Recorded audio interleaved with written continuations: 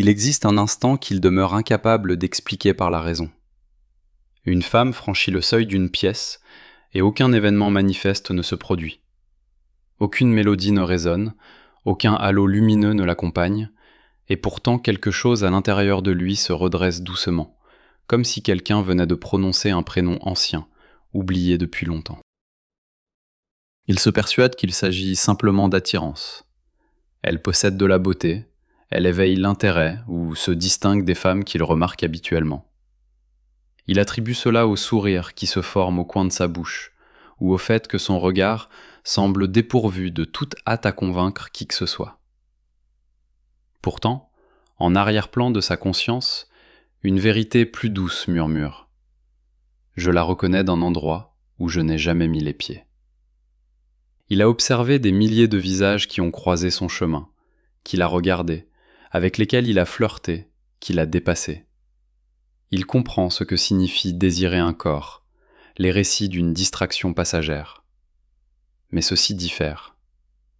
L'impression est celle de se tenir face à un miroir qui lui révèle une facette de son âme qu'on ne lui a jamais permis d'apercevoir. Lorsqu'elle laisse échapper un rire, quelque chose dans sa poitrine se détend, comme si quelqu'un avait déverrouillé une pièce close de l'intérieur. Lorsqu'elle pose les yeux sur lui, tous ses masques ordinaires tombent. Le ton séducteur, la distance soigneusement maintenue, les petits jeux qui le protégeaient autrefois, lui paraissent soudain fragiles et puérils. Il ignore pourquoi il souhaite être honnête avec elle, seulement qu'il le devient en sa présence. Il éprouve une étrange sensation de réminiscence, comme s'ils s'étaient déjà disputés, puis réconciliés dans une existence antérieure. Comme si, dans un futur invisible, ils étaient assis ensemble à une table de cuisine, conversant de tout et de rien, pendant que le jour s'évanouissait dehors. Ce n'est pas une connaissance dramatique, mais une familiarité silencieuse qui le trouble. Carl Jung a dit un jour que la rencontre de deux personnalités ressemble au contact de deux substances chimiques. S'il y a réaction, les deux sont transformés. Il ne connaît pas cette citation, mais il en ressent la véracité dans ses os, car quelque chose en lui répond à elle d'une manière qui promet le changement. Il remarque comment le monde s'aiguise lorsqu'elle est près de lui. La lumière sur le mur, la façon dont le temps s'étire et se contracte. Autour des petits moments, le silence entre ses paroles, il devient douloureusement conscient de lui-même, non par insécurité, mais parce que son âme remonte plus près de la surface. Extérieurement, rien de particulier ne se passe. Deux personnes se tiennent dans une pièce et parlent de travail, d'amis ou de choses triviales. Mais intérieurement, toute sa vie se réorganise pour faire place à sa présence. Il ne comprend pas qu'il s'agit d'une reconnaissance. Il sait seulement que s'éloigner d'elle serait incorrect. Comme laisser un livre ouvert sur sa plus belle page.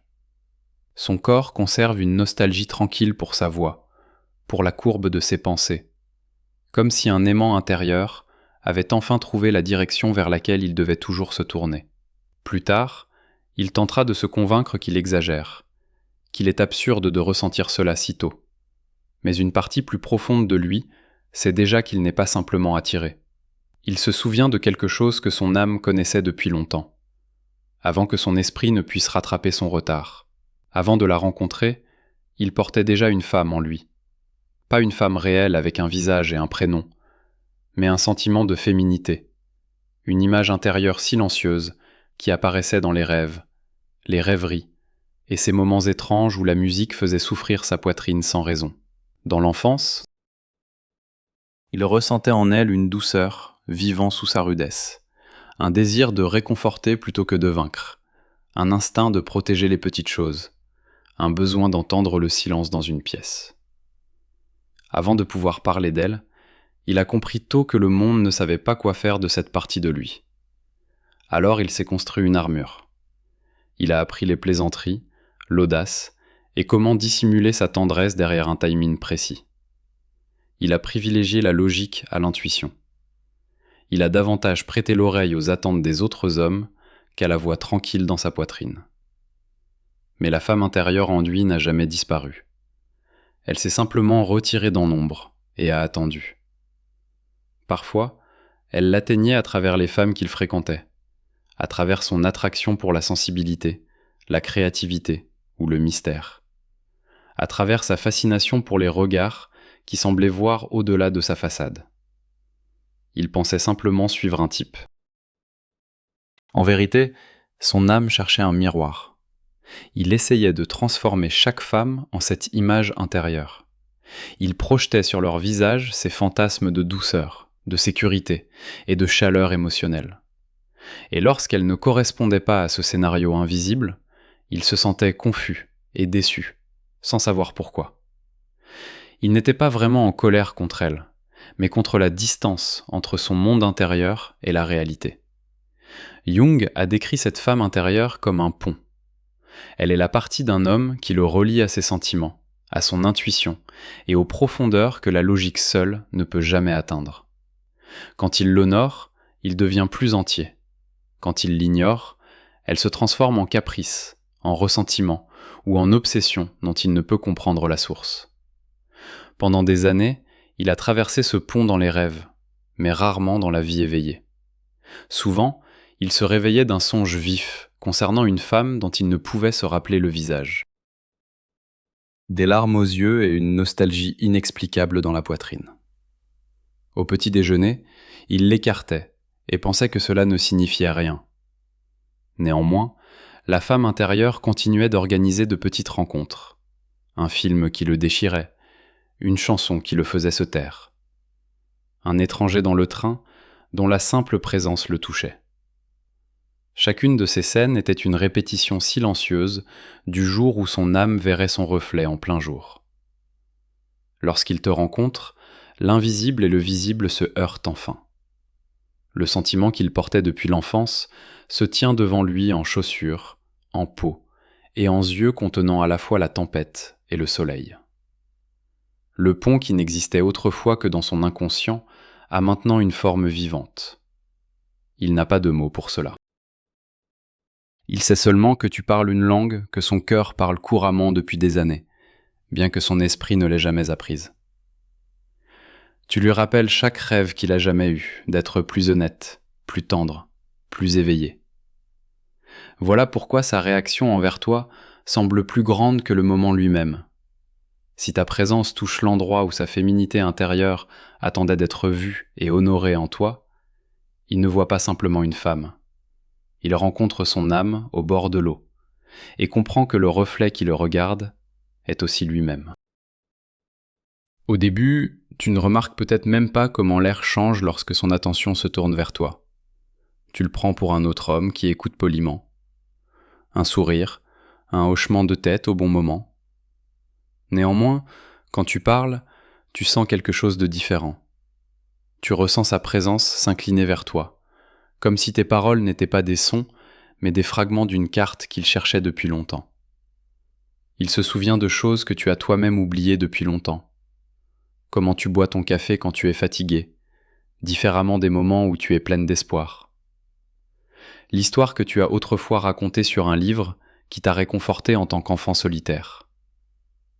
Quelques semaines plus tard, il le mentionne doucement. Et tu t'étonnes que quelqu'un ait écouté assez attentivement pour s'en souvenir.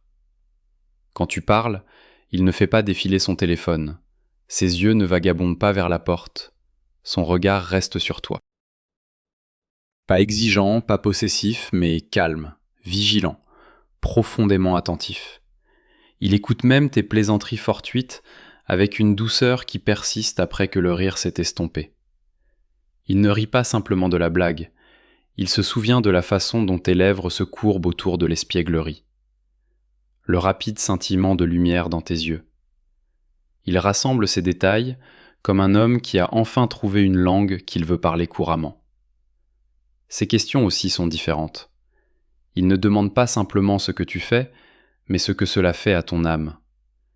Il veut savoir ce qui te tient éveillé la nuit et quel silence tu as besoin pour te sentir en sécurité. Lorsque tu réponds, il écoute de tout son corps, comme si la pièce s'était réduite à la distance entre ta voix et les battements de son cœur. Tu remarques qu'il devient souvent silencieux après que tu aies partagé quelque chose de vulnérable.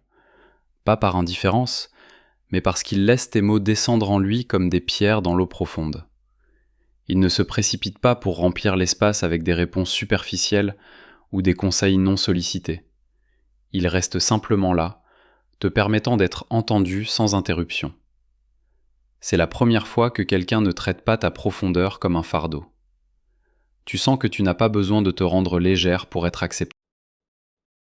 Il reçoit tes mots sérieusement, avec révérence même, comme s'ils étaient des offrandes sacrées plutôt que des conversations ordinaires. Quand il parle de toi à d'autres, tu remarques qu'il te défend même dans ta vulnérabilité. Il ne transforme pas ton humanité en anecdote amusante. Il honore ta complexité de manière à ce que même toi, tu commences à te voir différemment. Dans sa présence, quelque chose en toi se détend.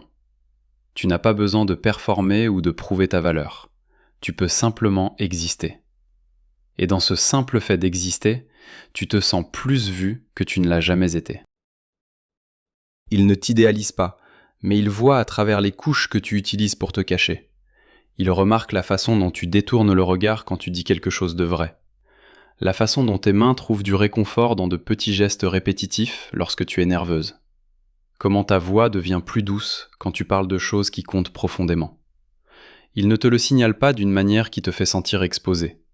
Au lieu de cela, il ajuste doucement sa propre présence pour que tu te sentes plus sûr de révéler davantage.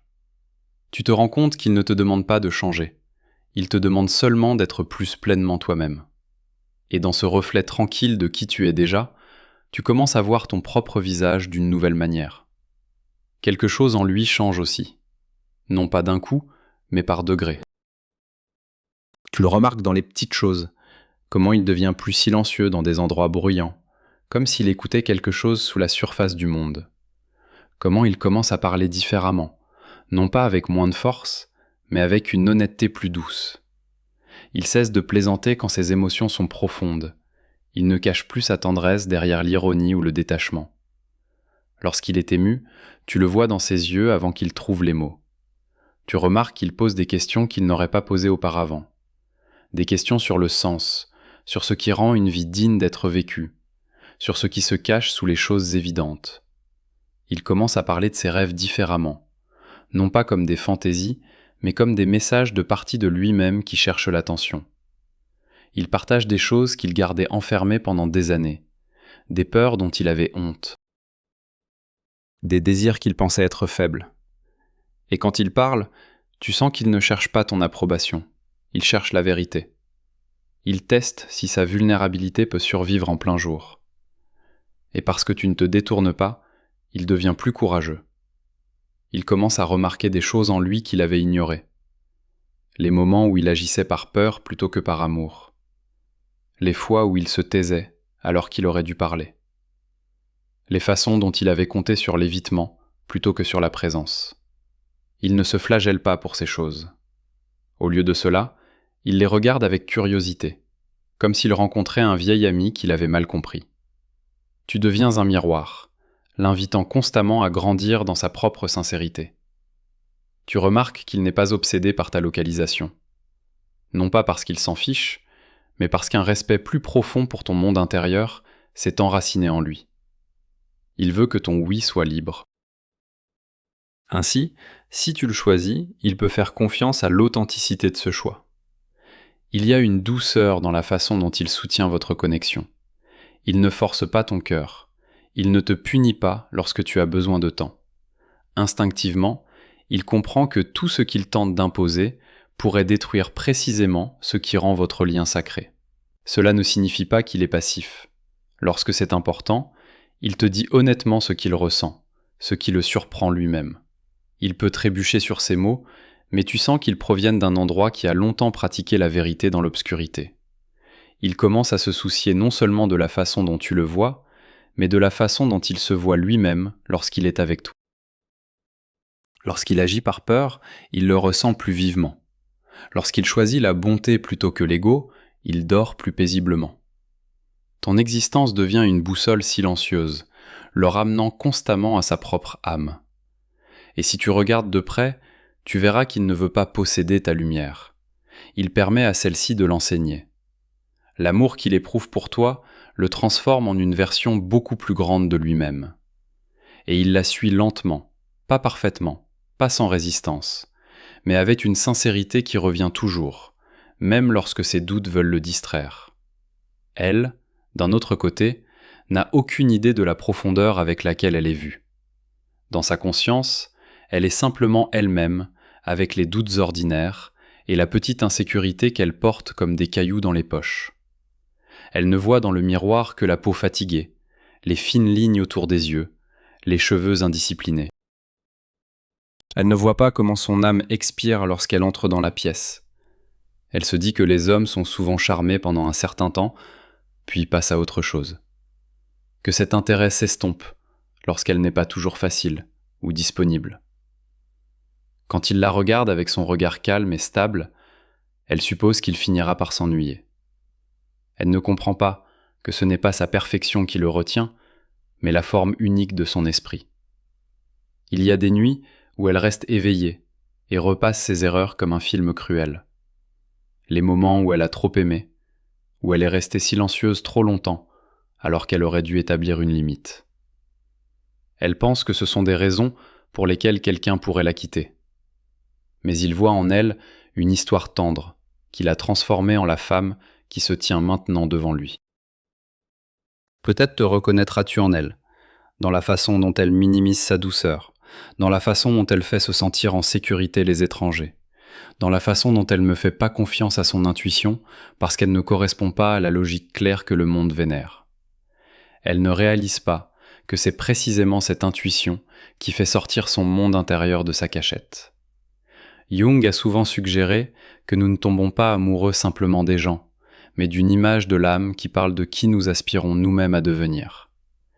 Il n'est pas aveuglé par elle, mais éveillé par elle, car quelque chose dans ce qu'elle ressent et sait répond à une question qu'il a longtemps portée dans l'obscurité.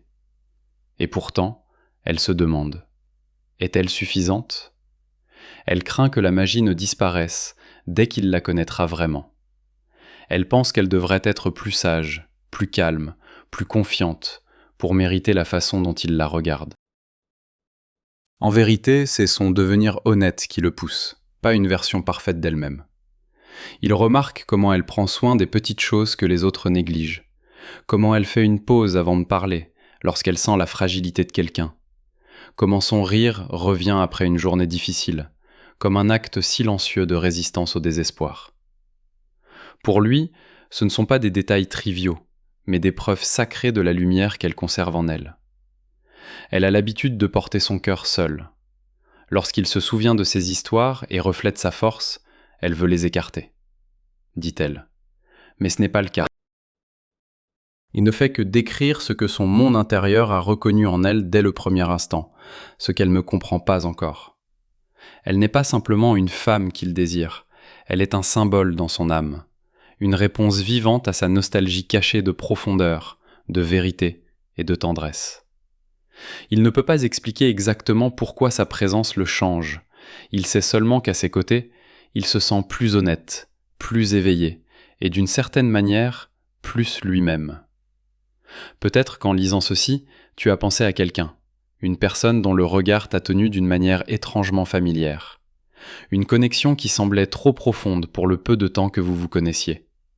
Ou peut-être as-tu ressenti la douleur de n'avoir jamais vécu quelque chose de semblable. Dans tous les cas, cette histoire voulait te dire quelque chose. Tu n'es pas seulement quelqu'un que l'on peut choisir ou ne pas remarquer. Tu es aussi celui qui perçoit. Ton âme lit le monde constamment, même lorsque ton esprit appelle cela de l'imagination. Pense au moment où tu as ressenti cette attirance mystérieuse envers quelqu'un. Les fois où ton corps s'est détendu, avant que ton cerveau ne donne la permission. L'amitié qui a commencé par une simple conversation et t'a laissé avec un sentiment de reconnaissance. Ce n'est pas une coïncidence. C'est un message des couches plus profondes de ta vie. Jung parlait du féminin intérieur et du masculin intérieur comme d'énergies qui vivent à l'intérieur de chaque personne. L'anima et l'animus habitent aussi en toi. Ils maintiennent des relations secrètes derrière tes pensées et décisions. Lorsque tu ressens une attraction pour quelqu'un, souvent ces figures intérieures cherchent la reconnaissance. Elles sont attirées vers des miroirs dans lesquels elles peuvent grandir. Lorsqu'un homme te regarde avec cette douceur ancienne dans les yeux, quelque chose s'éveille en toi aussi. Tu n'es pas seulement vu, vois-tu, tu sens ton propre masculin intérieur faire un pas en avant, curieux du reflet qui te montre la vie. Tu te rencontres toi-même dans sa réaction. Cela signifie que, qu'il reste ou parte, tu touches déjà quelque chose de sacré. La reconnaissance n'a jamais été simplement de la romance. C'était ton âme te montrant sa profondeur à travers la façon dont ton cœur réagissait. Personne ne peut te retirer cela. Tu as traversé tant d'espaces où tu te sentais trop ou pas assez. Des endroits où ta sensibilité était perçue comme une faiblesse et l'intuition comme une exagération. Pourtant, ce sont précisément ces traits qui te rendent visible à l'amour que tu vois vraiment. Tout le monde n'est pas destiné à te reconnaître, mais ceux qui le peuvent le sentent dans leurs os au fur et à mesure qu'ils avancent. En avançant, permets à cette connaissance de changer la façon dont tu te comportes. Tu n'as pas besoin de poursuivre une attention qui ne t'atteint pas vraiment. Tu n'as pas besoin de diminuer ta vérité pour que les autres soient à l'aise. Tu peux attendre des connexions qui parlent le langage de ton âme. Fais attention à qui tu deviens en présence de ceux qui comptent pour toi. Remarque quand ta voix sonne plus libre, quand ton corps se sent plus en sécurité. Quand ton rire monte des profondeurs de ton cœur et non du masque que tu as appris à porter. Ce sont les signes que quelque chose de réel te reconnaît. Si quelque chose dans cette histoire a touché cette partie de toi qui est fatiguée des amours presque aboutis, repose-toi un instant dans cette vérité. Laisse-la adoucir la façon dont tu juges ton passé et dont tu crains ton avenir. Tu n'es pas en retard. Tu te déploies au rythme que ton âme peut supporter.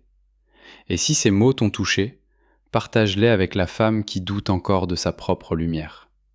Garde-les pour la nuit où tu oublieras ce que tu mérites. Reste près des endroits qui te rappellent la profondeur dans laquelle tu te trouves. Si ton cœur aspire à de nouvelles histoires comme celle-ci, suis cette aspiration, non pas impulsivement, mais comme une promesse silencieuse de continuer à écouter.